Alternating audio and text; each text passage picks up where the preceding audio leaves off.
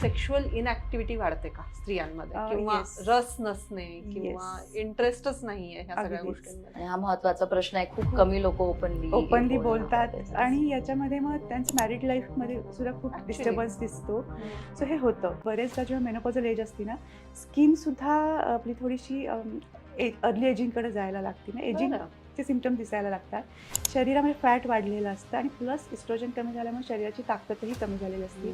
तो अर्ज कमी झालेला असतो, त्यामुळं या गोष्टी दिसतातच. प्लस वजायनल ड्रायनेस येणं, बरोबर. या गोष्टी सुद्धा असतात. त्यामुळे सेक्शुअल ॲक्टिव्हिटीमध्ये खूप जास्त परिणाम स्त्रियांमध्ये दिसतो. आणि जेव्हा इस्ट्रोजन लेवल्स कमी होतात, सो त्याला बॅकअप म्हणून मग एड्रेनल ग्लँड येते सपोर्टला.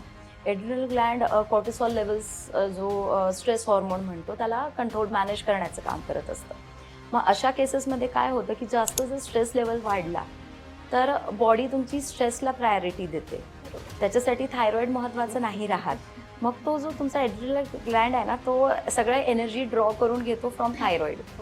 थायरॉइड दुर्लक्षित होतो, त्याचं फंक्शनिंग बिघडतं आणि बाकी सगळे हे इम्बॅलन्स आणि ह्या सगळ्या गोष्टी होत जातात. थायरॉइड फ्रीच्या या प्रवासामध्ये पेरिमेनोपॉज हा टप्पा महत्वाचा मानला जातो. सो पेरिमेनोपॉज नक्कीच महत्त्वाचं आहे, कारण त्यावेळेला जे सिम्पटम्स दिसायला लागलेले असतात. डॉक्टर, इन्सुलिन रेझिस्टन्स आणि थायरॉइड मेनोपॉज यांचा काही संबंध येतो का? ज्यांना आता डायबिटीज आहे, तसं एक ट्रिपल सफरिंग आहे, त्याच्यावर 3च सोल्युशन आहे की प्रॉपर डाएट, एक्सरसाइज आणि स्ट्रेस मॅनेजमेंट. सो या 3 गोष्टी या तिन्हीवर काम करणार आहे.